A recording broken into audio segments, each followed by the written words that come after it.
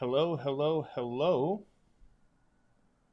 Welcome to Overcoming the Five Deadly Sins of Strategy.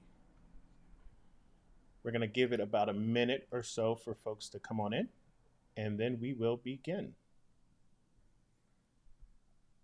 Whilst we wait, uh, whether you're on Zoom or LinkedIn or YouTube, let us know where you're from.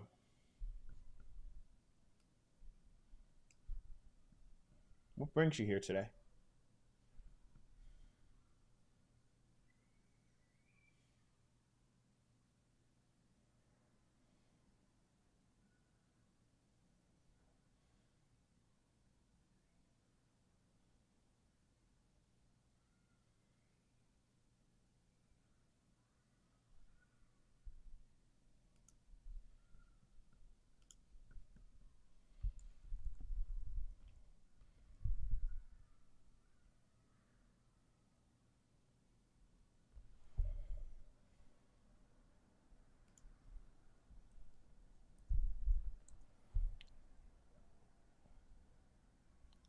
All right, it's pretty cool. Madagascar, New Zealand.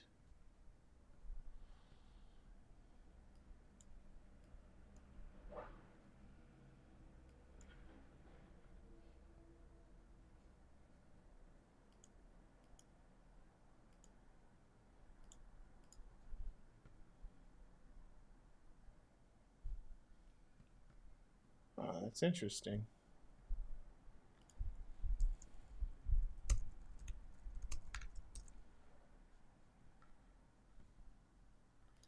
All right, so let's begin.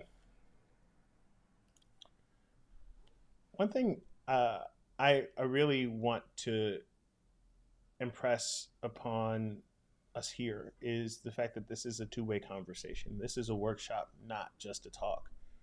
And so for us to be able to work together in the most efficient way possible, I have a few ground rules that I'd like to set. First, which everyone's already doing, is muting by default. Second, use reactions. If you want me to speed up, slow down, please let me know.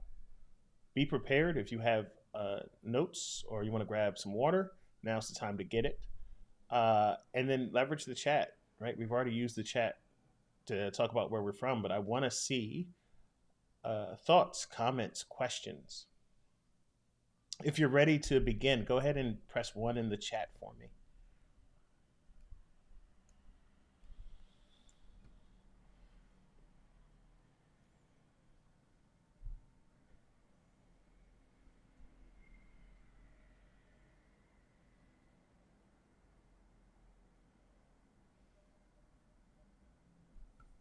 All right, awesome. You might have some questions about questions. Well, there are 3 ways to get questions to me. One is you can wait to the Q&A section, which will be at the end. 2, you can use the chat, right? And I'll answer questions either there or in the moment or during the Q&A. Or there's a feedback form at the end. You can ask questions there and I will get back to you. You'll have access to this recording. So if you're wondering, oh, will I get this later? Would I be able to watch this back? Yes.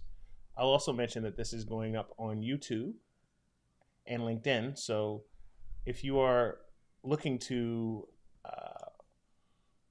get access or watch it again, you'll be able to. So no worries.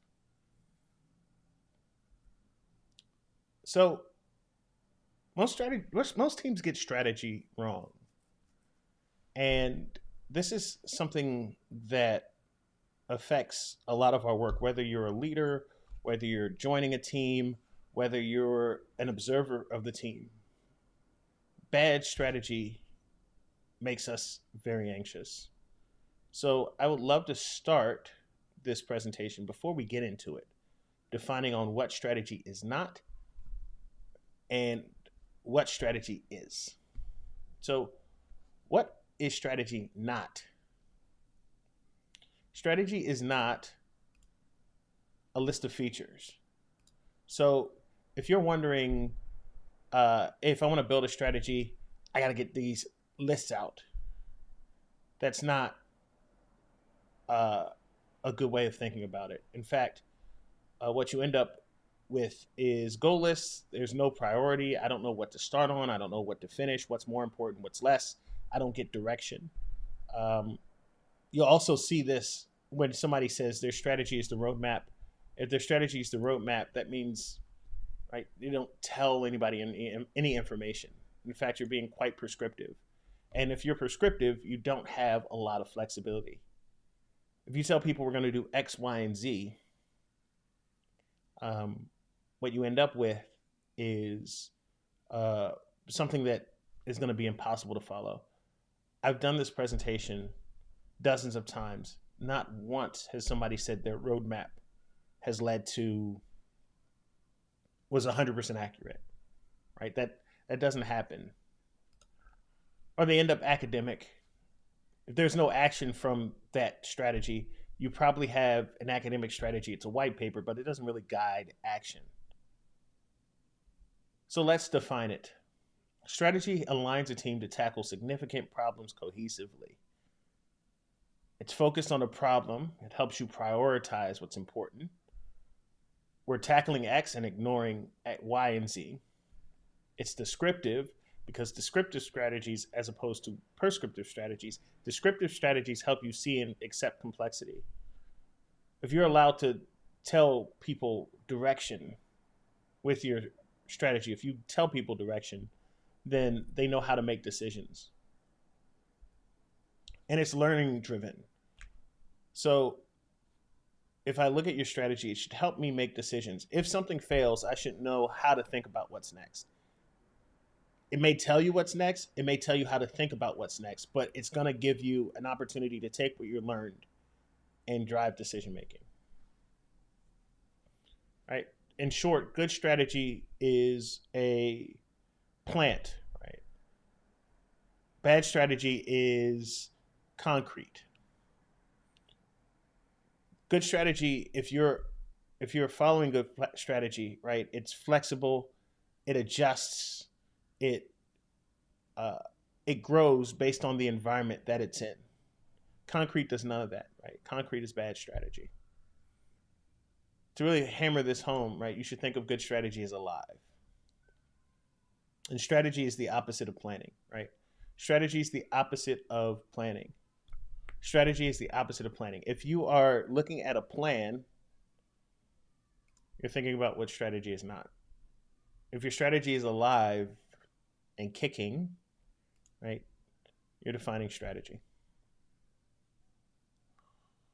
So now that we have strategy defined, I want to talk about what we're really getting into with this presentation. What we're really getting into is executing strategy. So if you are a person who is creating the strategy, or if you're the person who's following the strategy, either way, you have to execute it, right? You have to operationalize it. And the problem is 90% of organizations fail to execute their strategy successfully. This is from the Balanced Scorecard. It's a great book if you want to pick it up. How do you know? Well, does anybody know what this screen is? Put 2 in the chat if you don't know what this screen is.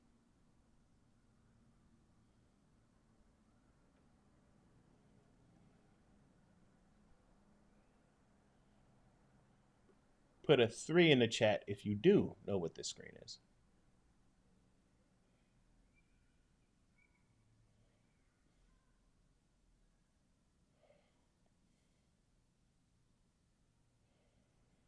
All right, a couple of 2s here. This screen is called the activity dashboard. And the activity dashboard is a tool that you get if you use Google services. There's also a complementary one with Microsoft services. Pretty much any Word doc, Word software that you're going to use probably has this. And what it does is it tells you who's viewing your document, what are the trends of viewers viewing your document, comments, sharing history, right? It tells you all the activity that's happening, right? And if your strategy looks like this, if your activity dashboard for your strategy looks like this, you have a problem. It's not good to just see your face on the activity dashboard. That means your strategy is probably in the Google Drive graveyard, right? And the Google Drive graveyard is my way of explaining what happens to documents that people look at but never see again. And your number one goal as somebody that is driving strategy or creating strategy is to avoid this place. That if you're operating strategy, like everybody, it's in everybody's best interest to avoid the Google Drive graveyard. And so we're going to do our first and only exercise of, well, actually we have two. We have one at the end. This is our first exercise of the day. Is I want to learn a little bit more about your strategy operation, right? So I'm going to ask you a couple questions in the next 5 minutes. Answer as many of these as you can. If you're working on a team, or if you have a startup, or if you're trying to figure out how to do this, a good place to start is to answer these 5 questions. What problem are we trying to solve? Who's the customer? Who are the stakeholders? How often are we communicating strategy? And how often are we updating the strategy? Give me about a sentence or 2 each. And if you can't answer the question, ask yourself, how might I do this? Well, I'm going to give you some ways that you can answer these questions later in the presentation, but try it for yourself. See what comes up. And so you'll have a couple minutes, let's say 5 minutes, to get this done, and just throw your answers in the chat.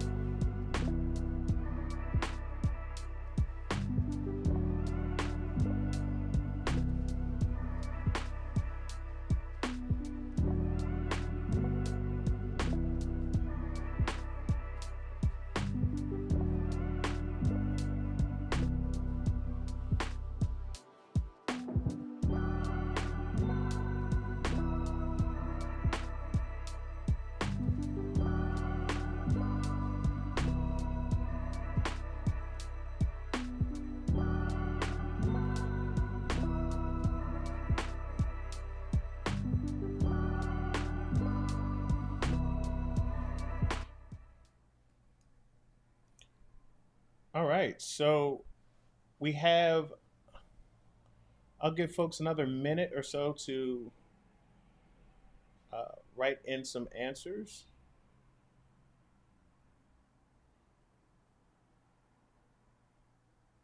Nicola has a great answer here.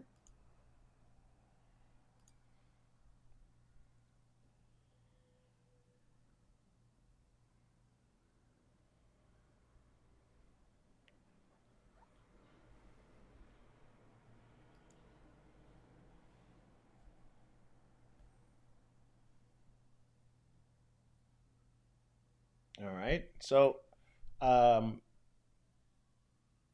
we'll move on in about 15 seconds.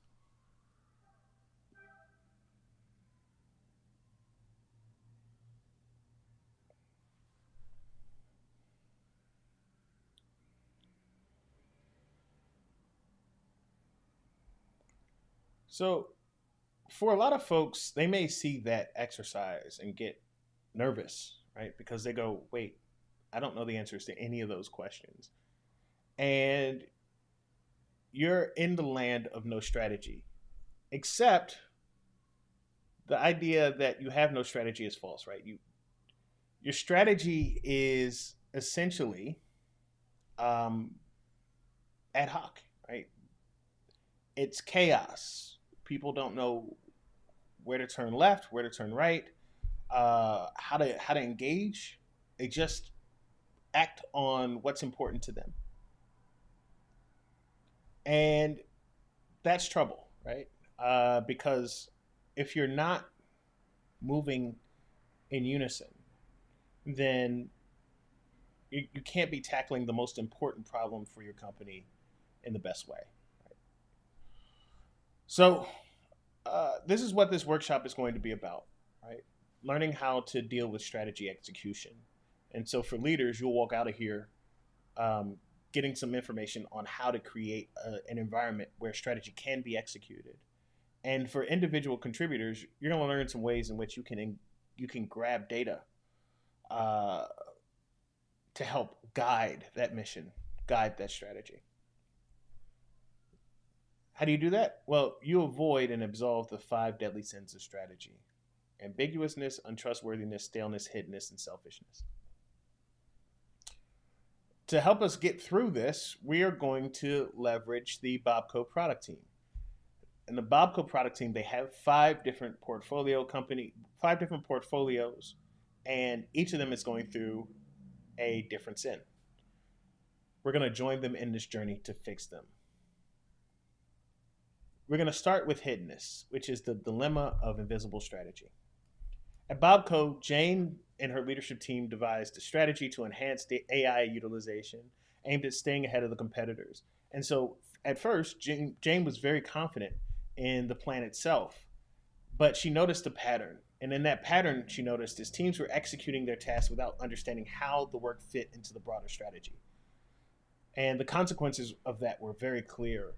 Projects were disjointed, innovation was stifled, and critical opportunities were slipping through their fingers. The tension grew as Jane observed teams completing deliverables that didn't align with the company objectives. The lack of strategic awareness led to wasted effort, creating a growing gap between leadership's vision and the on the ground execution. It was very frustrating for Jane, recognizing the very strategy she had helped craft was being undermined by its own invisibility. So that's the sin of hiddenness. It's an invisible strategy. First question you should ask yourself: does anybody know this strategy exists? Think back to this activity dashboard, right? If it's just you looking at this, people probably don't know it exists, right? And you may ask yourself, well, didn't we have a big kickoff meeting? Everyone, of course, they know it exists, right? But these things disappear. Our ability to retain information as human beings, um, you have what's in front of you. And if you're working on what's in front of you, you forget everything that's not helping what's in front of you. Uh, and so, how do you know it's happening? Well, not only the activity dashboard, but if you never hear anybody mention it, If you never mention it, if nobody spends the time to actually bring the strategy up, it is probably hidden. If the team doesn't know where they can look for strategy, then they become reliant on hearsay or someone to tell them. And ideally you'd have both, where they can both read and have someone to tell them, how to guide them through that strategy. But for the most part, a lot of teams unfortunately have neither. And so the strategy just sits in that Google Drive graveyard. And so all you have to do to absolve this one is to make the strategy available. And when asked, point people to that strategy. Bring the strategy into meetings regularly. Right? For Jane realized the need to bring the strategy out of the shadows. Jane introduced a dedicated strategy segment in every weekly planning meeting, where the team openly discussed progress, alignment, and rationale behind each strategic decision. These sessions became a forum for team members to question, critique, and contribute to the strategy, transforming it into a living document. And so, right, just a quick break into the action, right? This is what you're going to get out of each of these sins. You're going to get a story. You're going to get some ways to identify what you're seeing. And then you're going to get some answers that'll help you move forward, whether you're a leader or an IC, right? If you're an individual contributor to the strategy to make it operate, I'm going to give you some questions to ask that'll help bring that strategy out of the shadows in this case. If you're a leader, I've already given you a way to move forward, right? Which is introducing and talking about the strategy regularly. So, as I mentioned, the IC, some questions you can ask. Can you clarify how our current initiatives align with the company's strategic objectives? Where can I find the most updated version of our strategy? We'd like to adjust our backlog against the strategy. Where can I find the most up-to-date version? For these questions, these and all the other questions that you're going to learn about during this presentation and hopefully ask, these are best asked during a one-on-one session. So when you have some time with the person who creates the strategy, whether it's the CEO, whether it's your boss, or whether even with yourself, right? Spend some time to ask these questions and get answers. Stay on it, right? Because if you can answer these questions, right, your strategy is not hidden. Now, for a leader, Jane implemented strategy sessions in the weekly planning meetings. The good news is these strategy sessions do not need to be long, right? If you're doing them on a regular basis, they could be 5-10 minutes where you're just talking about what happened with the strategy, that what changes are coming down the pipe, what are the open questions. And what happens is the team becomes more engaged. They start to inquire about and discussing strategic direction. So you as a leader, you're getting more input for your strategy. And the team, as an IC, you feel more connection to the strategy. Now, company-wide, they started to standardize this accessibility because, right, as these strategy sessions took root, the transformation was very palpable. The team went from being disengaged and directive following, they became proactive and informed.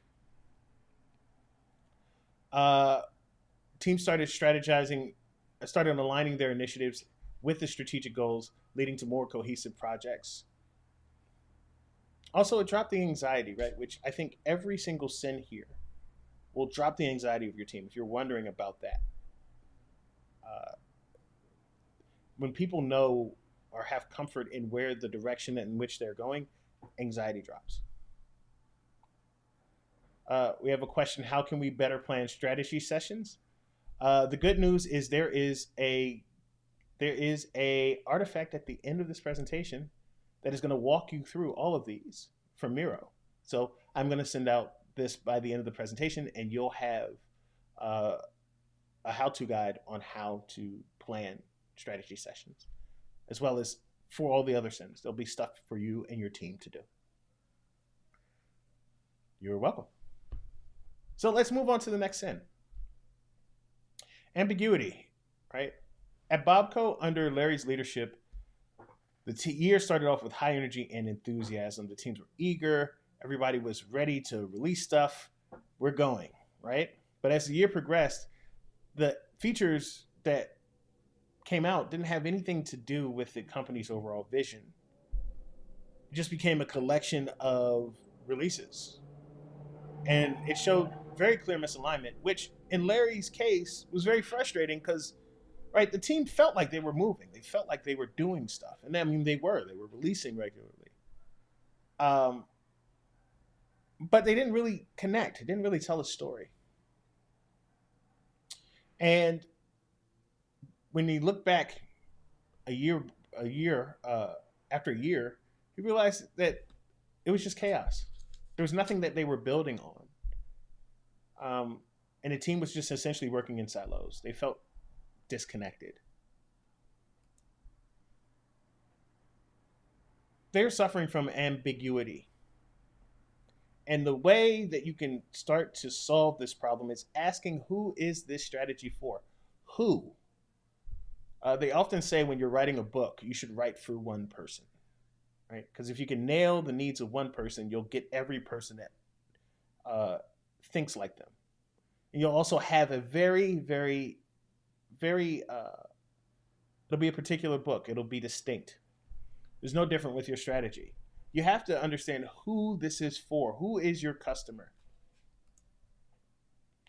And if you don't, then you'll end up with you'll end up with a bunch of products and a bunch of features that don't really tell a story. So you're trying to serve everyone, but you're serving no one. And when you do that, there's a lot of wasted time and effort. You can't qualify your product. You can't go out there and say, this is for this person, or this is how we get better, or in 5 years, this is what we'll look like. You'll just be reacting. You react to your customers. You react to the various types of customers. You can't give them a straight story. You react to your competition. You'll react to your anxieties. And you're not going to make a better product. You're just going to have a lot of stuff. So one of the ways that you can absolve this is to use the 5 W's. And I'm a big fan of the 5 W's. Ask yourself, when you're making something, who's it for? What's it for? When is it for them? Where is it for them? And why? If you can answer those 5 questions when you're tackling the problem, right? Remember, strategy is problem focused. If you can focus on that and remind people often, people know what they're building and why they're building it. And you'll start to create a story. So in Larry's case, he did this thing that I really appreciate, right?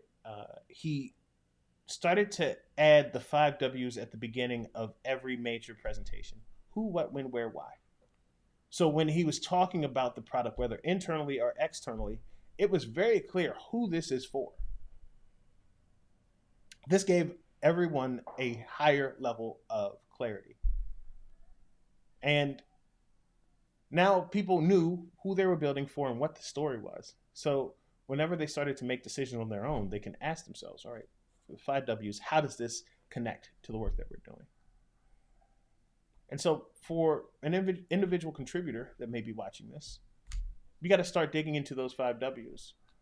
One good question is, what are the success metrics for the initiative? How do we know this is helpful for our customer? In what specific ways does this initiative deliver value for our target customer? Who is our target customer? I want to articulate our product strategy to stakeholders using these key elements. The key elements being the 5 W's. Could you confirm their alignment with our strategic goals? Right? Sometimes it may be worth it for you to scratch out what those 5 W's are and then show that to the person that owns the strategy and to ask, well, is this right? Is this what we should be looking at? And you can get a lot of value out of that. So Larry prominently featured those 5 W's on every slide. That was very helpful. The team began to connect each initiative to those 5 W's. And that transformation was significant. They started to link these new initiatives to past outcomes And you started to see a story come out of the you started to see a story come out, you know. uh what are we doing, how are we building? And that frustration disappeared right into pride, right? Like there's now a story that we are telling with each product release.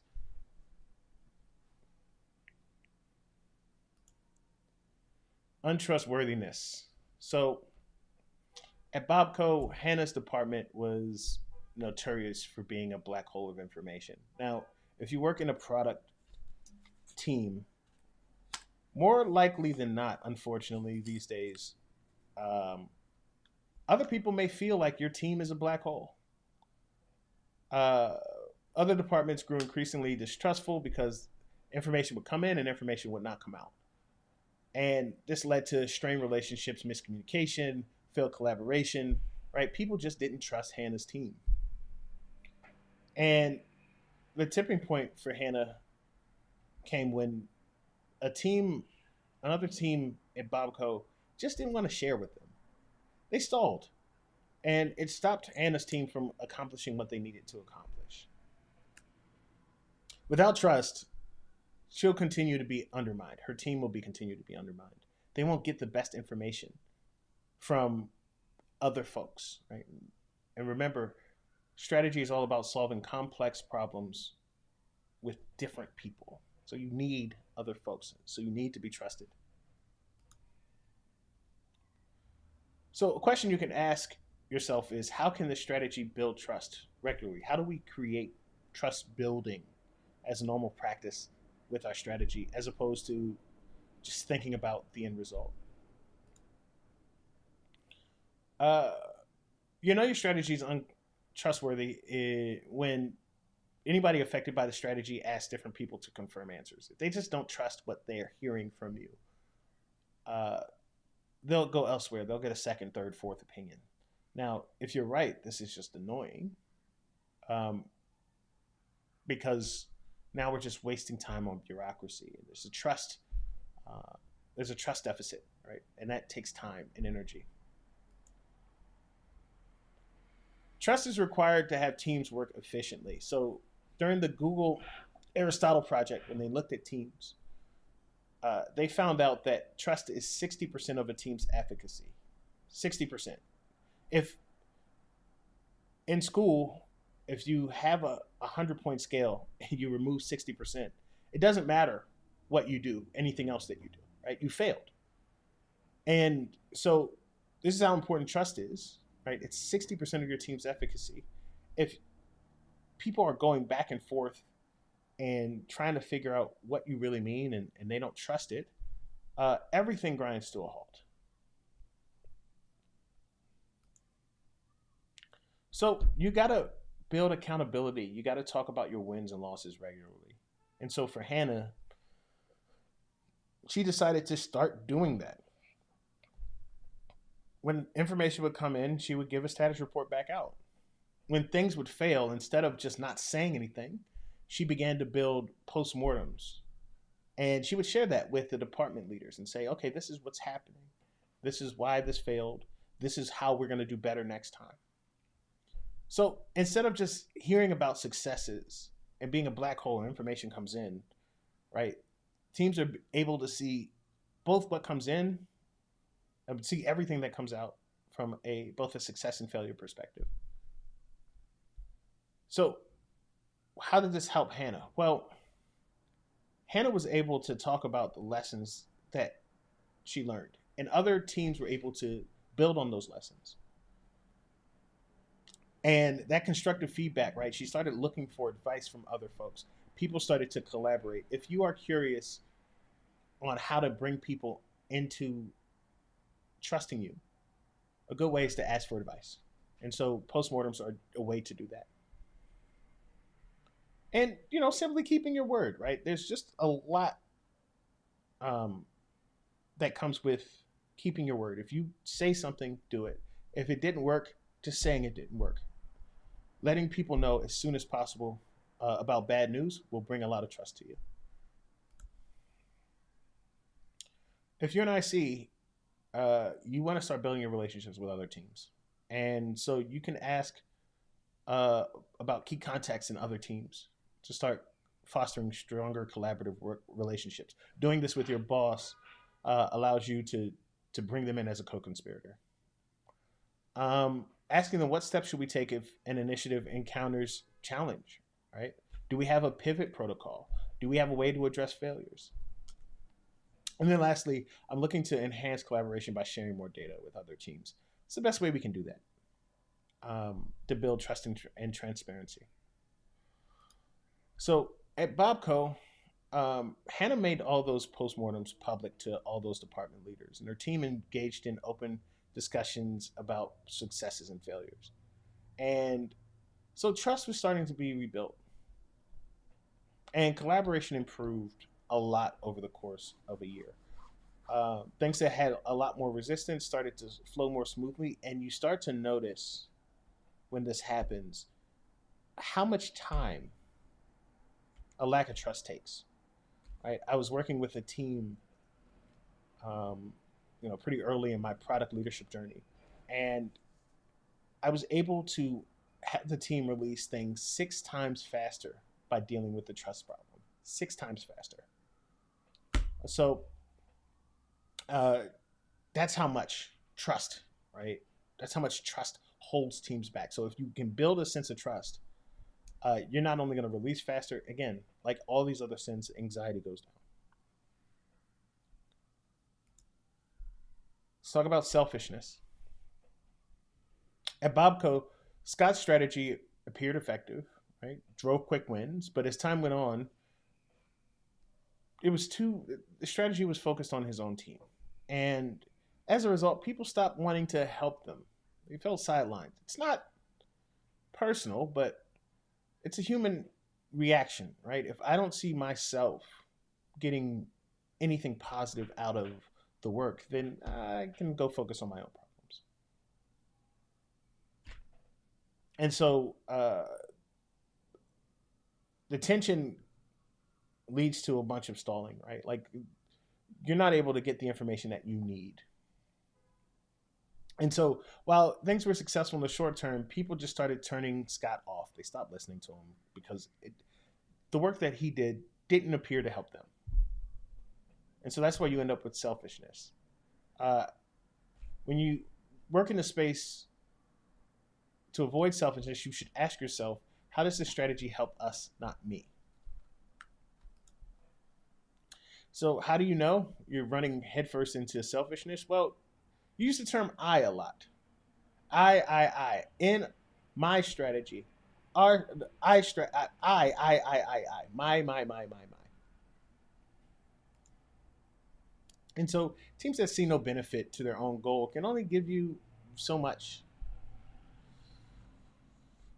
You got to learn how other teams tick and leverage leading and lagging indicators to tell the story.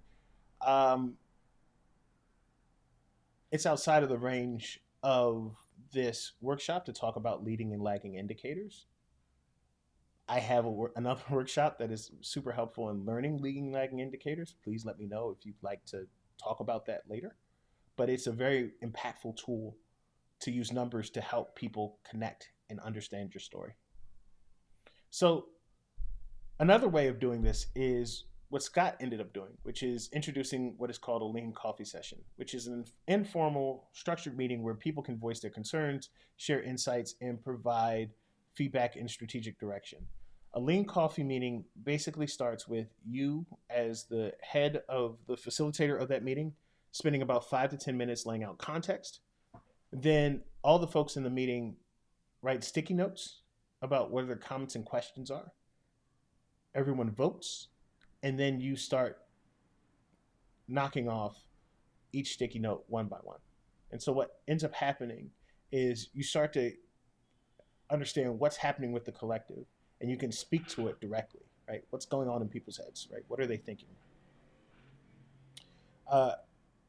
As the facilitator of that meeting, you can collect all those stickies and start to build pre-objections that'll show that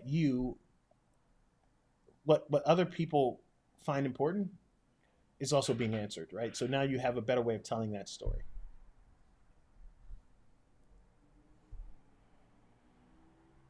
So if you're an IC, a question to ask is uh, how does this initiative contribute to that vision across departments? Or you can say, hey, I want to enhance our product strategy by incorporating insights from other teams. Hey, what's the best practice for gathering and integrating cross-functional feedback, right? You can maybe that way, that's a space where you can introduce a lean coffee setup and you can try it, right? Could I spend a day with Team X to better understand how their product impacts our work? That's always a good one.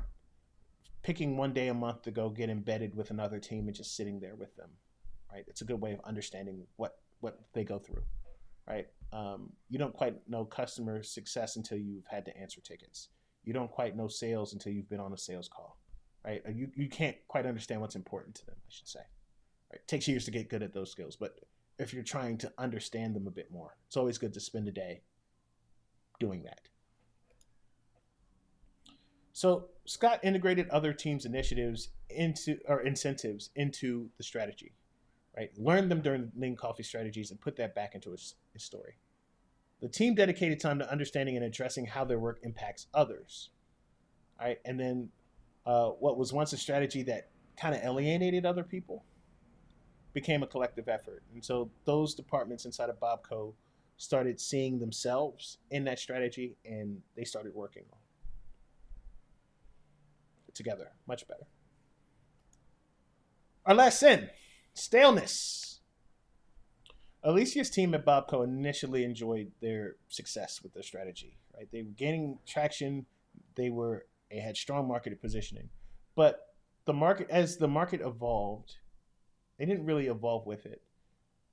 The team started noticing subtle shifts in customer preferences and innovations. What started as pretty strong didn't follow through with the evolution of the market. And so Balco began to lose its competitive edge. What really made this stick for Alicia and her team is a major competitor launched a feature that directly addressed the gap in their offering, right? It was a punch right to the gut. Their initial strategy didn't consider that. And so everyone felt really lost. She needed to adapt. And so she fell into the trap of staleness. Right? Ask yourself, when does this strategy change? When do we change based on our conditions, based on our competition, based on changing feelings and sentiment inside of the customer base, legalities, all types of complexities exist when dealing with strategy. And so it's got to change. Well, if your strategy hasn't been updated in a long time, right? What is a long time? I think at a minimum, your strategy should be evolving every quarter. I think probably monthly, you should have some time to talk about what changes are people seeing, and this is where the team comes in, right? What are we seeing out here? What are we getting from our customer conversations? What laws and regulations are coming down the pipe, right? This is where, if you work at a larger company, bringing in people like your data privacy officer or your compliance people or legal, right? And having these conversations about what they're seeing and what they're reacting to can lead to a really strong strategy. Your strategy should help teams make decisions. If it's stale, it's not helping teams make decisions. You're kind of holding them back. And so the strategy review. This is a little different than the strategy session with the hiddenness, right? The hiddenness is just alerting people to the strategy. The review is, hey, let's dig through the data that we have and let's figure out what we need to change. And so we can identify emerging threats, opportunities, right? It's a great time for a SWOT analysis, and you can adjust strategy and response. If your team works in an agile space, right, this is a requirement. This is how agile works, right? It's adjusting to the world itself and saying, all right, we're going to change direction based on this, or this. Some questions to ask. How do we ensure that our product vision remains aligned with current trends? What steps should we take if we notice our product strategy is becoming outdated? I'd like to propose a process for regularly incorporating new data, right? All these questions should get people thinking about how do we evolve? How do we change? And so Alicia instituted monthly strategy update sessions, right? Which made her team be responsible to give her data for those monthly strategy update sessions, right? It changes the team's posture. And then Bobco started to regain its edge because, right, the thing that they were lacking wasn't being able to execute or ship. It's just a matter of being able to understand what the direction is. And again, dropping anxiety.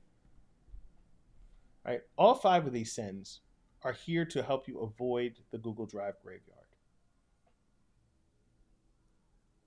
That's it, right? Because if we're working together, if your team is engaging with the strategy, if you are engaging with the strategy, it'll evolve, it'll change, right? It'll stay alive. Everything that we've talked about here is how to avoid death, strategic death.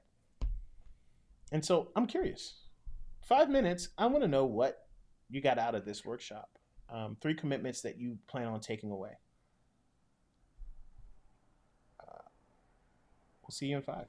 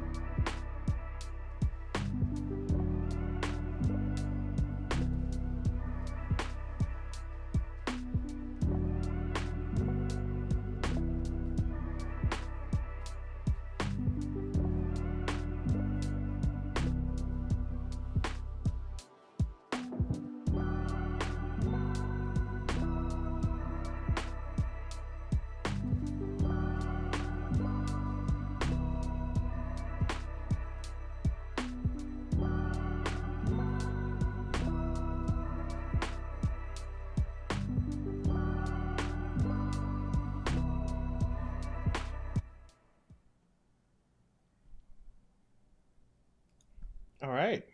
So, uh, fantastic takeaways, right? Because we want to avoid that 90%. Strategy is the remember strategy is the opposite of planning for that, and everything that we do should avoid that strategy graveyard, that Google Drive graveyard, right? Or the OneDrive graveyard, or my personal folder graveyard. We got to avoid the graveyards. And with that, I'd love your feedback. Um, you can use a QR code or jump in here. I'll give you about a minute or two to do that. FYI, um, remember you'll have access to the slides here and the recording. So if you ever want to go back, right, that's available.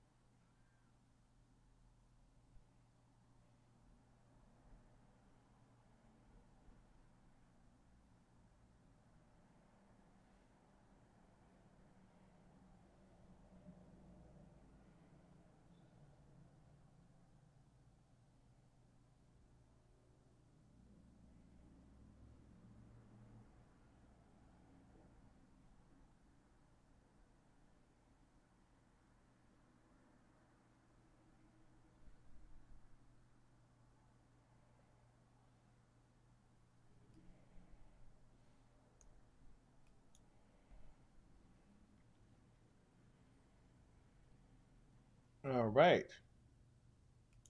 I also mentioned a Miro board with everything I talked about here in this session. So if you are looking for uh, a workshop that you can work through that has some things to do regarding all of the sins, here's your opportunity to leverage it, right? Here's the link in the chat. Check it out. If you have any questions, always feel free to reach out. I'm more than happy to talk you through anything that you're doing with your team. And if you're doing something with your team, right, and you want me to help facilitate, please let me know. I may have some facilitation slots coming up this afternoon, this for the rest of the year, and so I'd like to play test this with your team. Um, yeah, as I said, just reach out and send me a note at adam.thomas at hey.com and we can set something up. Let me make sure this is dropped here. All right.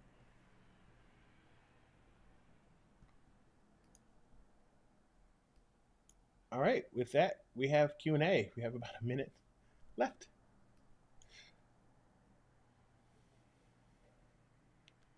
If you have no questions,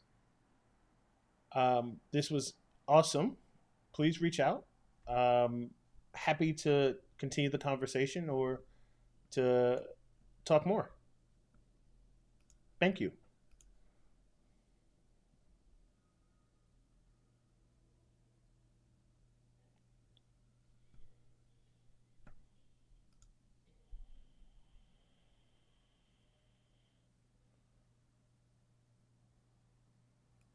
Recording in progress.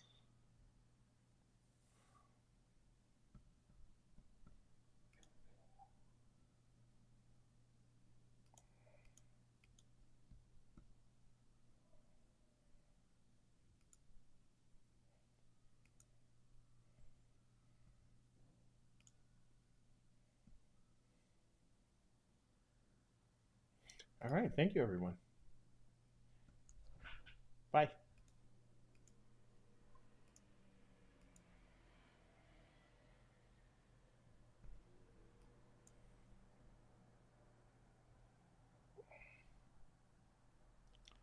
How funny is that? For some reason,